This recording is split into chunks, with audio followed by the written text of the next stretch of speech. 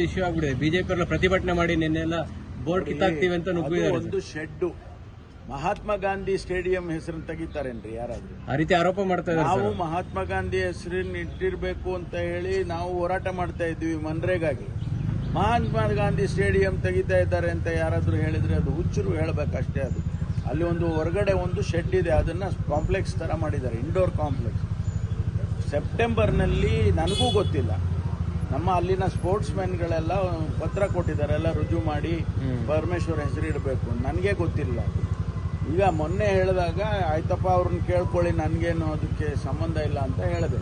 ಅವರು ಇಲ್ಲ ನೀವು ಸ್ಪೋರ್ಟ್ಸ್ ಮೆನ್ ಆಗಿದ್ದವರು, ತುಮಕೂರಿಗೆ ಕ್ರಿಕೆಟ್ ಸ್ಟೇಡಿಯಂ ತರ್ತಾ ಇದ್ದೀರಿ, ಇಂಟರ್ನ್ಯಾಷನಲ್ ಕ್ರಿಕೆಟ್ ಸ್ಟೇಡಿಯಂ ಬಂದಿದೆ, ಆಮೇಲೆ ತುಮಕೂರು ಸ್ಟೇಡಿಯಮ್ಮನ್ನು ನೀವೇ ಮುಂದೆ ನಿಂತ್ಕೊಂಡು ಮಹಾತ್ಮ ಗಾಂಧಿ ಸ್ಟೇಡಿಯಮ್ಮನ್ನು ಭಾಳ ದೊಡ್ಡ ಪ್ರಮಾಣದಲ್ಲಿ ಚೆನ್ನಾಗಿ ಮಾಡಿಕೊಟ್ಟಿದ್ದೀರಿ, ಆಮೇಲೆ ಟೆನ್ನಿಸ್ ಕೋರ್ಟ್ ಮಾಡಿಕೊಟ್ಟಿದ್ದೀರಿ, ಇವೆಲ್ಲ ಮಾಡಿದ್ದೀರಿ, ನಿಮ್ಮ ಹೆಸರು ಇಡ್ತೀವಿ ಅಂದರೆ ನಾವು ನಿಮಗೆ ಬಿಟ್ಟಿದ್ದಪ್ಪ ಅದು ಅಂತ ಹೇಳಿದೆ.